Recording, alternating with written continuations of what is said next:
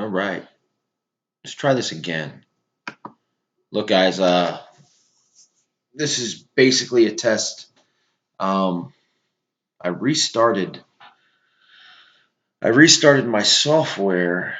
Uh, I don't know if anyone's going to even come on right now, but I restarted my software for whatever reason. The audio wasn't working last time. So basically, how you do this with the streaming? Um, how you do this is back in the I guess when the live streaming first started with YouTube, you went right through YouTube Studio. You have the classic streaming. Kind of YouTube did everything. Now that while that's still available, they recommend you go through streaming software that now attaches to YouTube. So that's what I'm using right now. I'm using something called OBS. And again, this is all new to me, absolutely all new to me. So I don't know if it was this software, if it was a laptop, if it was YouTube, but for whatever reason, as I was talking, I lost all audio. So we'll take two here, see if we get anybody. I was talking Philadelphia Eagles trades, drama, a lot of things. I'm not going to be on long regardless, because the Fourth and John podcast has a video cast, and they're going to be broadcasting live from NBC Studios tonight. Um, might see something special. Wink, wink. But those guys are awesome. They do great work. Their tailgates are absolutely legendary. Um, and we'll see. I don't know. See now, I'm worried to minimize this software thing here. Uh, got one person watching, probably my son, maybe, maybe not. Uh, two people now. But look, man, as you looked at the cover photo, it's Patrick Peterson. So Patrick Peterson. Um, when I first tried this live stream, I was talking about should the Eagles grab this guy? I know the Cardinals are going to want something steep for him. I'm hearing it's a first round pick and a fourth round pick. I would do it. I would do it honestly. He's only 29 years old. Um, he's still very young. I mean, the guy's a ball hawk. He brings a swagger to a team that just you can't match. At least, and again, who are you going to find? What rookie is going to be as good as Patrick Peterson when they come into the league? I can't think of any. I mean, you look at some of the way draft picks work. It's a shot in the dark, man. There's really no uh, absolute 100%. This guy's going to be amazing. Um, kind of pick. I mean, I think of Saquon Barkley, Ezekiel Elliott, guys like that who you knew were going to be great and translate. But most of the time you just don't know. So I would give up draft picks for guys. DJ Birdman, what's up, dude? Thank you. New sub. Thank you so much. I just started doing this. Been professional wrestling professionally for a while. And the Philadelphia Eagles have always been a passion of mine. So kind of trying to combine the two, getting on camera and just speaking to the fan base, man. Like uh, it's a big thing. It's a big deal for me to be able to vent. We all know how it is after Eagles games. A lot of times, and my family sometimes they just don't. Family and friends get tired of hearing me speak. So this is a great outlet. And again, this is my first shot streaming. If I lose audio, again, I tried this earlier. If audio goes out, probably just end the stream altogether. Um, and I got a microphone actually coming through the mail.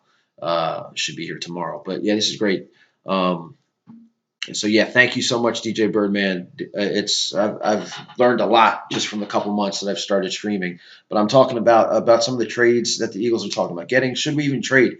I did a video after the Dallas game where I didn't even want to trade anybody. I mean, I was so fed up. It's like not one person is gonna change the dynamic of this team. I didn't feel like it would even be worth a trade at this point.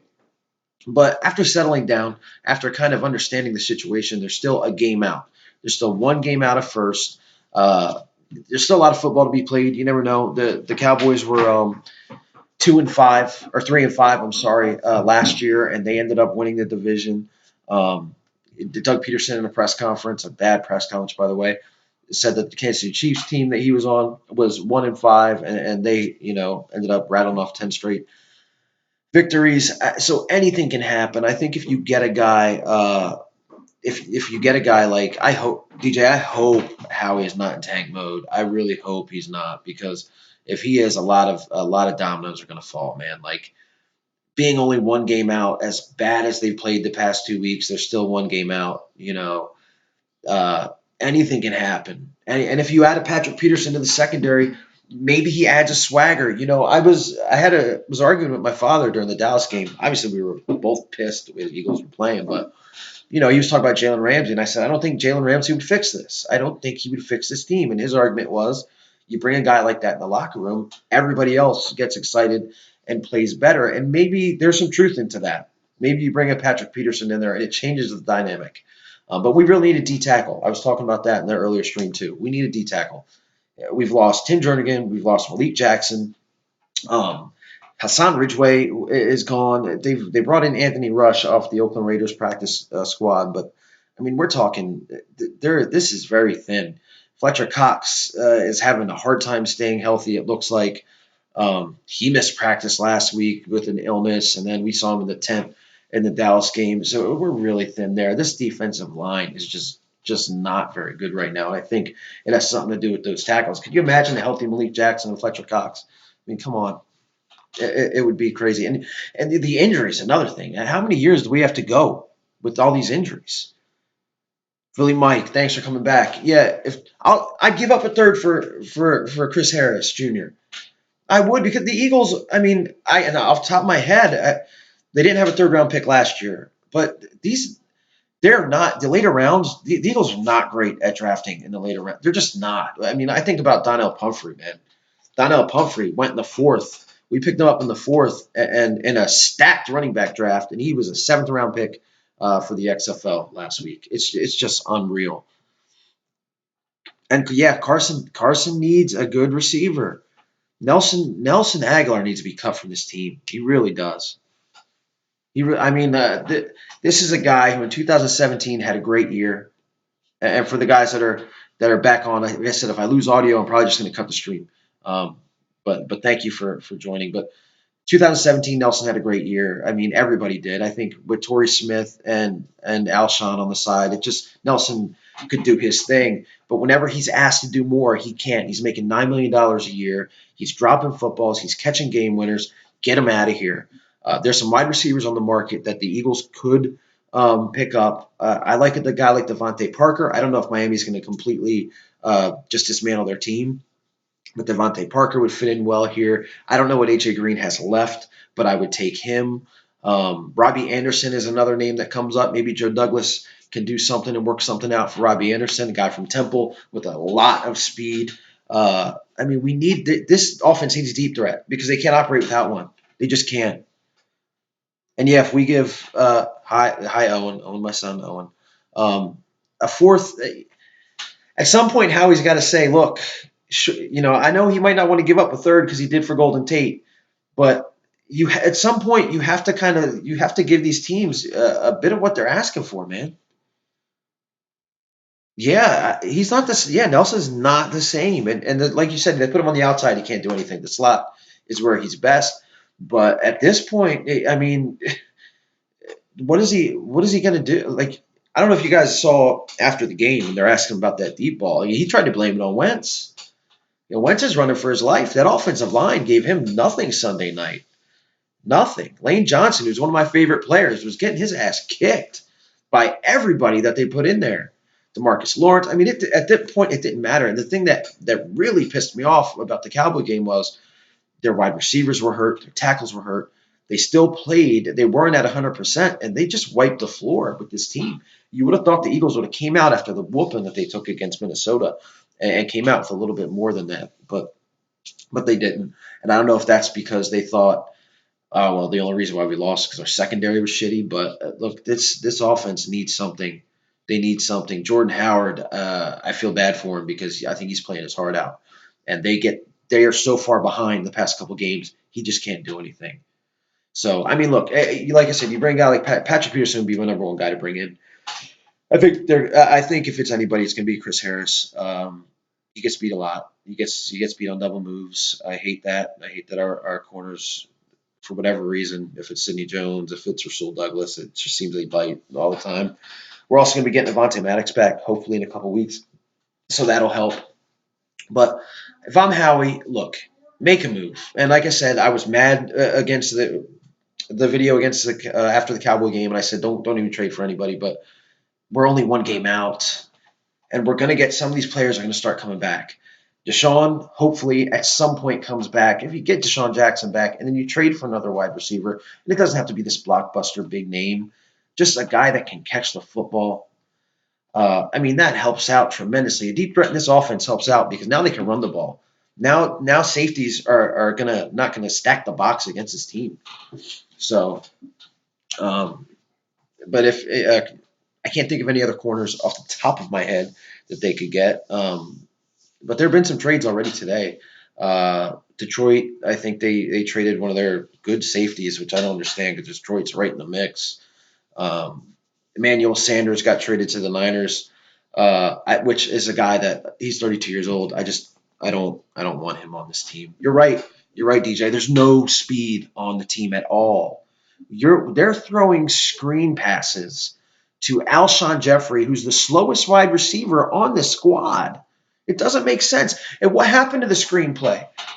This is an Eagles offense that lived and died off the screen. But I mean, and you got a guy like Miles Sanders who seems to be a better receiver than runner. You don't try it with him. I mean, when Sproles was healthy, there was no screens to Sproles. They lived and died by it, and now it's not happening. You're throwing a screen to your slowest wide receiver. I just don't get it. I mean, and what we're talking about wide receivers, you got Matt Collins who hasn't given us anything, and man, what a disappointment J.D. Arcega-Whiteside has been. I really thought, I really thought that he would show something, anything. I mean, I'm watching DK Metcalf, and it's making me sick because they could have had Metcalf. But yeah, the Patriots, man, like they just, I mean, I can't.